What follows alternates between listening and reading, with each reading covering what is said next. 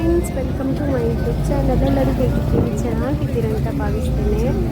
ಇವತ್ತು ಬಂದು ಒಂದು ಫಂಕ್ಷನ್ ಉಂಟು. ಫಂಕ್ಷನ್ ಅಂದರೆ ಸತ್ಯನಾರಾಯಣ ಪೂಜೆ ಮತ್ತು ಗಣಹೋಮ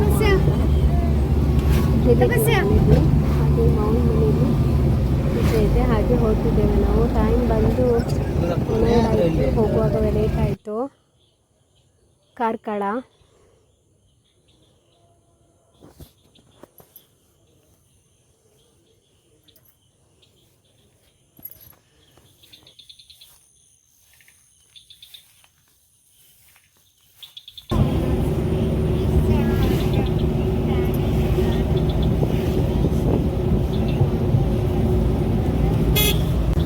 ಭಾರತನ ಗುರ್ತಾ ಇದ್ದ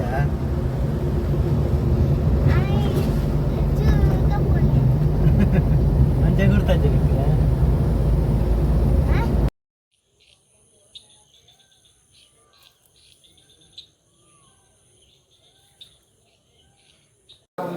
ब्रह्माद्यैरपिसपूजितं लक्ष्मीनारायणस्वामिने नमो नमः प्रार्थयामि प्रार्थनां समर्पयामि। ॐ भूर्भुवस्वः ॐ वनस्पतिरसोऽस्तु ब्रह्माद्यो रूपोत्तमः आग्रेय सर्वदेवानां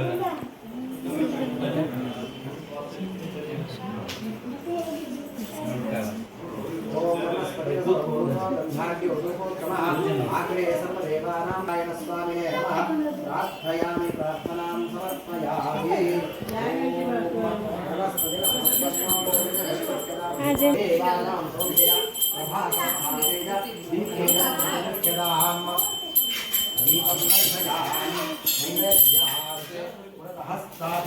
यतोजितमहानैवेद्यं सपादादिनारिकेलादिमहानैवेद्यं निवेदयामि। ॐ भूर्भुवस्वः ಭಗವಂತ ನಾರದ ಕೇಳಿರುವಂತಹ ಪ್ರಶ್ನೆಗೆ ಕ್ರಮವಾಗಿ ಉತ್ತರಗೊಳ್ಳಲಿಕ್ಕೆ ಆರಂಭಿಸುತ್ತಾರೆ. ಏನು ಫಲ ಎನ್ನುವುದಕ್ಕೆ ಸತ್ಯನಾರಾಯಣ ಸ್ವಾಮಿ ಪೂಜೆ ಮಾಡುವುದರಿಂದಾಗಿ 4 ಬಗೆಯ ಫಲಗಳು ಪ್ರಾಪ್ತವಾಗುತ್ತಂತೆ. ಒಂದು ದುಃಖ ಶೋಕಾದಿ ಶಮನಂ, ದುಃಖ ಮತ್ತು ಶೋಕಗಳು ದೂರವಾಗುತ್ತಂತೆ. ಎರಡನೇದು ಧನಧಾನ್ಯ ಪ್ರವರ್ಧನಂ, ಧನ ಮತ್ತು ಧಾನ್ಯಗಳು ಅಭಿವೃದ್ಧಿಯಾಗುತ್ತದೆ. ಮೂರನೇದು ಸೌಭಾಗ್ಯ ಸಂತತಿಕರಂ, ಒಳ್ಳೆಯ ಭಾಗ್ಯ, ಉತ್ತಮರಾದಂತಹ ಮಕ್ಕಳನ್ನು ಪಡೆಯುವಂತ ಯೋಗ್ಯತೆ ಪ್ರಾಪ್ತವಾಗುತ್ತದೆ. ಆಮೇಲೆ 4ನೆಯದ್ದು ಸರ್ವತ್ರ ವಿಜಯಪ್ರದಂ, ಮಾಡುವಂತ ಎಲ್ಲ ಕೆಲಸ ಕೈ ಹಿಡಿಯಬಹುದಾದಂತಹ 4 ಬಗೆಯ ಫಲಗಳು ಮನುಷ್ಯನ ಜೀವನಕ್ಕೆ ಸತ್ಯನಾರಾಯಣ ಸ್ವಾಮಿ ಪೂಜೆಯಿಂದ ದೊರಕುತ್ತದೆ ಎನ್ನುವುದಾಗಿ 1ನೇದಾದಂತಹ ಪ್ರಶ್ನೆಗೆ ನಾರಾಯಣ ಭಗವಂತ ನಾರದನಿಗೆ ಹೇಳುತ್ತಾನಂತೆ. ಆಮೇಲೆ ಮತ್ತೆ ನಾರದ ಕೇಳಿರ್ತಕ್ಕಂಥ 2ನೇ ಪ್ರಶ್ನೆಗೆ ಮತ್ತೆ ಉತ್ತರಗೊಳ್ಳಲಿಕ್ಕೆ ಆರಂಭಿಸ್ತಾನೆ.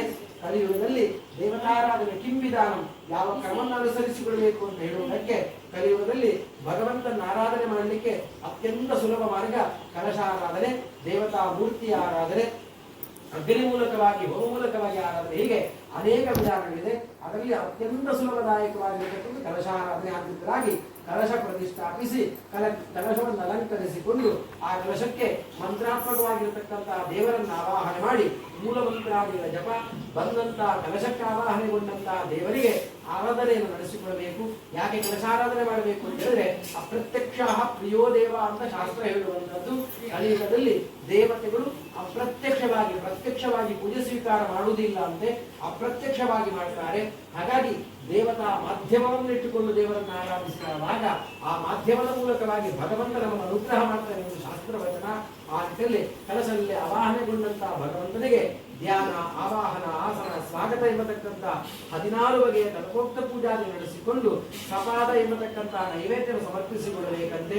5 ಬಗೆಯ ವಸ್ತುಗಳಿರ್ತದೆ.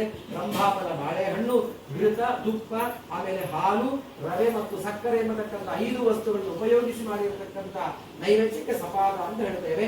ಅಂತಹ ನೈವೇದ್ಯವನ್ನ ಭಗವಂತನಿಗೆ ಸಮರ್ಪಿಸಿಕೊಳ್ಳುತ್ತಾ ಭಕ್ತಿ ಶ್ರದ್ಧಾ ಸಮನ್ವಿತ, ಶ್ರದ್ಧೆಯಿಂದ ಭಕ್ತಿಯಿಂದ ಆ ಭಗವಂತನ ಆರಾಧಿಸಿಕೊಳ್ಳಬೇಕಂತೆ. ಈ ರೀತಿಯಾದಂತಹ ಕ್ರಮವನ್ನು ನಡೆಸಿಕೊಂಡ್ರೆ ಸಂಪೂರ್ಣ ಫಲದಾಯಕ, ಪರಿಪೂರ್ಣ ಫಲವನ್ನು ಭಗವಂತ ಅನುಗ್ರಹ ಮಾಡ್ತಾರಂತೆ. ಅದನ್ನು ಕೂಡ ವಿಶೇಷವಾಗಿ ಪ್ರತಿ ಸಂಕ್ರಮಣ ಅಥವಾ ಹುಣ್ಣಿಮೆಗೆ ಇಂತಹ ದಿವಸಗಳಲ್ಲಿ 4 ವರ್ಷಗಳು ನಡೆಸಿದಾಗ 48 ಪೂಜೆ ಆಗ್ತದೆ. ಅದನ್ನು ಮಂಡಲಾರಾಧನೆ ಅಂತ ಹೇಳ್ತೇವೆ. ಈ ರೀತಿಯ ಪೂಜೆಯನ್ನು ಕೂಡ ನಡೆಸಿಕೊಂಡಾಗ ಏವಂ ಕೃತೆ ಮನುಷ್ಯಾಣಂ ವಾಂಛಾ ಸಿದ್ಧಿರ್ಭವೇತು, ಈ ರೀತಿಯಾದಂತಹ ಆರಾಧನೆ ನಡೆಸಿದಾಗ ವಾಂಚಾಸಿದ್ಧಿ, ನಾವು ಏನು ಬಯಸ್ತೇವೆ ಅಂತಹ ಫಲವನ್ನು ಪಡ್ಕೊಳ್ಳಿಕ್ಕೆ ಸಾಧ್ಯ ಎನ್ನುವುದಾಗಿ ಎರಡನೆಯದಾದಂತಹ ಪ್ರಶ್ನೆಗೆ ಭಗವಂತ ಉತ್ತರ ಕೊಡುತ್ತಾನೆ. ಇನ್ನು ಕೊನೆಯದಾದಂತಹ ಪ್ರಶ್ನೆ, ಕೃತಂ ಕೇನೈವ ತತ್ಕೃತಂ, ಈ ಪೂಜೆಯನ್ನು ಯಾರಾದರೂ ಮಾಡಿದ್ದಾರೋ ಮಾಡಿ ಏನು ಫಲವನ್ನು ಪಡೆದರೆ ಎನ್ನುವುದಕ್ಕೆ ಕಾಶಿಯಲ್ಲಿರತಕ್ಕಂತಹ ವೃದ್ಧ ಬ್ರಾಹ್ಮಣನೋರ್ವ ಅತ್ಯಂತ ದುಃಖ ಮತ್ತು ಶೋಕದಿಂದ ಕೂಡಿರುತ್ತಾನಂತೆ. ಆ ಭಿಕ್ಷೆ ಬೇಡಿ ಬಂದಂತಹ ಸಂಪತ್ತಲ್ಲೇ ದೇವರನ್ನು ಪೂಜಿಸುವುದರ ಮೂಲಕವಾಗಿ ಒದಗಿದಂತಹ ದುಃಖವನ್ನು ಶೋಕವನ್ನು ಕಳ್ಕೊಂಡು ಸುಖಮಯವಾದ ಜೀವನ ಕಟ್ಟಿಕೊಂಡಿದ್ದಾನಂತೇಳಿ ದುಃಖ ಶೋಕದ ಕುರಿತಾದಂತಹ ಬ್ರಾಹ್ಮಣನ ವಿಚಾರ ತಿಳಿಸ್ತಾರೆ. ಆ ನಂತರ ಒಬ್ಬ ಕಟ್ಟಿಗೆ ಮಾಡುವಾತನಿರ್ತಾನೆ, ಅದಕ್ಕೆ ಆತನಿಗೆ ಸಂಪತ್ತಿರುವುದಿಲ್ಲ. ಹಾಗಾಗಿ ಸಂಪತ್ತನ್ನು ಸಂಪಾದಿಸಿಕೊಳ್ಳಬೇಕು ಅಂತ ಯೋಚನೆ ಮಾಡ್ತಾ ಮಾಡ್ತಾ ಕಟ್ಟಿಗೆ ವ್ಯಾಪಾರ ಮಾಡುವಂತಹ ವ್ಯಾಪಾರಿಗೂ ಕೂಡ ತನ್ನದಾದಂತಹ ವ್ಯಾಪಾರದಲ್ಲಿ ಒಳ್ಳೆ ರೀತಿಯಲ್ಲಿ ವ್ಯಾಪಾರ ನಡೆಸಿ ಬ್ರಾಹ್ಮಣರ ಮಾರ್ಗದರ್ಶನದ ಮೇರೆಗೆ ಸತ್ಯನಾರಾಯಣ ಸ್ವಾಮಿ ಪೂಜೆ ಮಾಡಿದವಾಗ ಎಲ್ಲ ಕಷ್ಟಗಳು ದೂರವಾಗ್ತದೆ ಅಂತ ತಿಳಿದುಕೊಂಡು ಆ ಮೂಲಕವಾಗಿ ತಾ ಕಟ್ಟಿಗೆ ವ್ಯಾಪಾರ ಮಾಡಿದಂತಹ ಸಂಪತ್ತಲ್ಲೇ ಬಂಧುಗಳನ್ನು ಬಾಂಧವರನ್ನು ಬ್ರಾಹ್ಮಣರನ್ನೆಲ್ಲ ಸೇರಿಸಿ ಯಥಾಸಾಧ್ಯ ಪೂಜೆ ಮಾಡಿಸುವುದರ ಮೂಲಕವಾಗಿ ಒದಗಿದಂತಹ ಎಲ್ಲ ದುಃಖ ಶೋಕಗಳನ್ನು ಧನಧಾನ್ಯಾದಿ ದಾರಿದ್ರ್ಯವನ್ನು ಕಳ್ಕೊಂಡು ಸುಖಮಯವಾದ ಜೀವನ ಕಟ್ಟಿಕೊಳ್ಳುತ್ತಾನಂತೆ. ಆಮೇಲೆ ಒಬ್ಬ ಸಾಧು ಎಂಬತಕ್ಕಂಥ ವ್ಯಾಪಾರಿಗೆ ಮಕ್ಕಳಿರುವುದಿಲ್ಲ. ಮಕ್ಕಳಾಗಿ ಪೂಜೆ ಮಾಡ್ತೇವೆ ಸಂಕಲ್ಪ ಮಾಡಿ ವರ್ಷಗಳು ಕಳೆಯುವಾಗ ಆತನಿಗೆ ಒಂದು ಹೆಣ್ಣು ಮಗು ಹುಟ್ಟುತ್ತದೆ. ಹುಟ್ಟಿದಂತಹ ಮಗುವಿಗೆ ನಾಮಕರಣ ಮಾಡುವಾಗ ನಾಮಕರಣವನ್ನು ಮಾಡುವಂತಹ ಸಂದರ್ಭದಲ್ಲಿ ಸತ್ಯನಾರಾಯಣ ಪೂಜೆ ಮಾಡುವ ಅಂತೇಳಿ ವ್ಯಾಪಾರಿ ಹೆಂಡತಿ ಹೇಳಿದವಾಗ ಈಗ ಆಗುವುದಿಲ್ಲ, ಮತ್ತೊಂದು ದಿವಸ ಮಾಡುವಂತ ಬಾಕಿ ಉಳಿಸ್ತಾನೆ. ಕಾಲಗಳು ಕಳಿತದೆ. ಹುಟ್ಟಿದ ಮಗಳು ಪ್ರಾಯಪ್ರಬುದ್ಧರಾಗುತ್ತಾಳೆ. ಮಗಳಿಗೆ ಒಳ್ಳೆಯ ವರನ್ನು ನೋಡಿ ವಿವಾಹ ಮಾಡಿ ಮುಗಿಸ್ತಾನೆ. ಆ ಸಂದರ್ಭದಲ್ಲಿ ದೇವತಾರಾಧನೆ ನಡೆಸುವುದಿಲ್ಲ. ತನ್ನ ಅಳಿಯನನ್ನು ಸೇರಿಕೊಂಡು ಕೂಡಿಕೊಂಡು ವ್ಯಾಪಾರಕ್ಕಾಗಿ ಅನ್ಯ ದೇಶಕ್ಕೆ ಹೊರಟು ಹೋಗುತ್ತಾನೆ. ಅಲ್ಲಿ ದುರಾದೃಷ್ಟವಶಾತ್ ಬಂಧನಕ್ಕೊಳಗಾಗುತ್ತಾನೆ. ಇಂಥ ಕಡೆ ವ್ಯಾಪಾರಿಗಳಲ್ಲೂ ಕೂಡ ಇದ್ದ ಸಂಪತ್ತೆಲ್ಲ ಖರ್ಚಾಗಿ ಭಿಕ್ಷೆ ಬೇಡುವಂತ ಪರಿಸ್ಥಿತಿ ಹೆಂಡತಿ ಮಗಳು ಬರ್ತಾಳೆ. ಹಾಗೆ ಒಂದು ದಿವಸ ಬ್ರಾಹ್ಮಣನ ಮನೆಗೆ ಹೋದಾಗ ಅಲ್ಲಿ ದೇವತಾರಾಧನೆ ಆಗುತ್ತದೆ. ಆ ದೇವತಾರಾಧನೆ ಪಾಲ್ಗೊಂಡು ಮನೆಗೆ ಒಂದು ವ್ಯಾಪಾರಿ ಹೆಂಡತಿಗೆ ನೆನಪಾಗ್ತದೆ.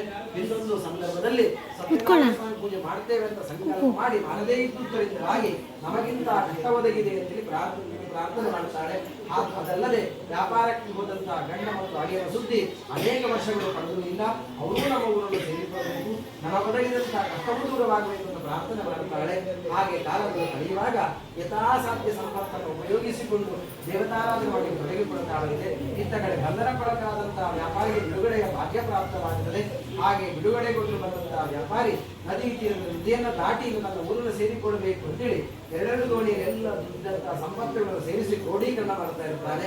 ಆ ಸಂದರ್ಭದಲ್ಲಿ ಭಗವಂತ ಇವನ್ನ ಪ್ರಶ್ನಿಸಬೇಕು ಬಂದು ನಿಮ್ಮ ದೋಣಿಯಲ್ಲಿ ನಮಗೆ ಅವಕಾಶ ಸಿಗಬಹುದಲ್ಲ ಅಂತ ಹೇಳಿದಾಗ ವ್ಯಾಪಾರಿ ಅಳಿಯ ಸಿಟ್ಟುಕೊಳ್ತಾರೆ. ಯಾಕಂತ ಹೇಳಿದ್ರೆ ಅನೇಕ ವಸ್ತುಗಳಿದ್ದಲ್ಲಿ ಜಾಗ ಇರುವುದಿಲ್ಲ.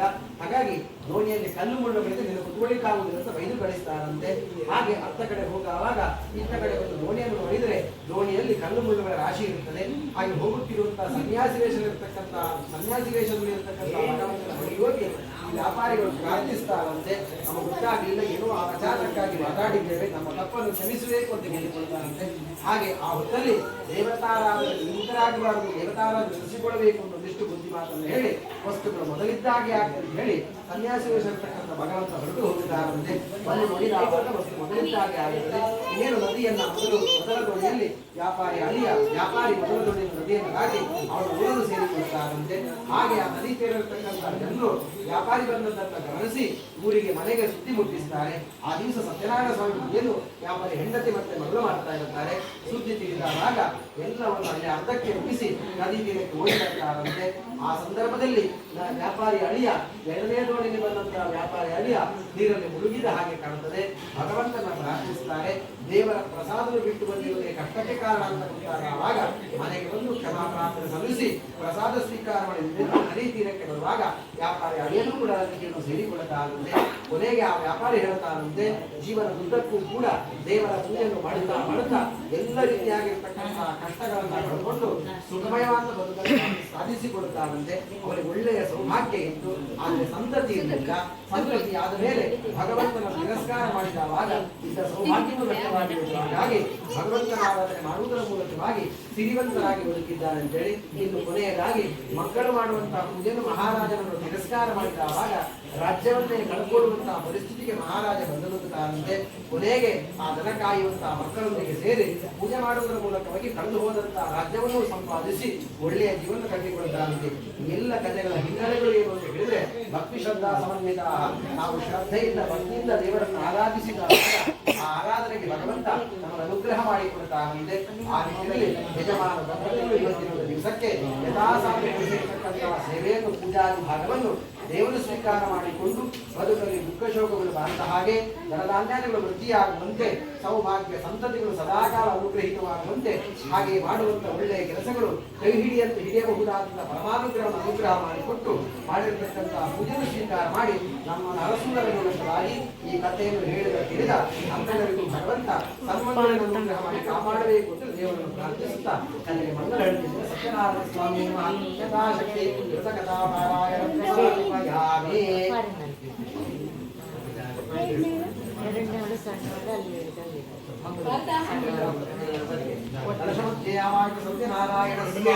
ನಮಃ.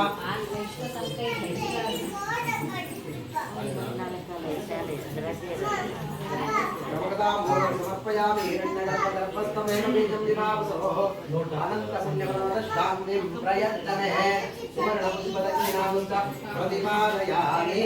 ಲಕ್ಷ್ಮೀ ಸತ್ಯನಾರಾಯಣ ಸ್ವಾಮಿನೇ ನಮಃ.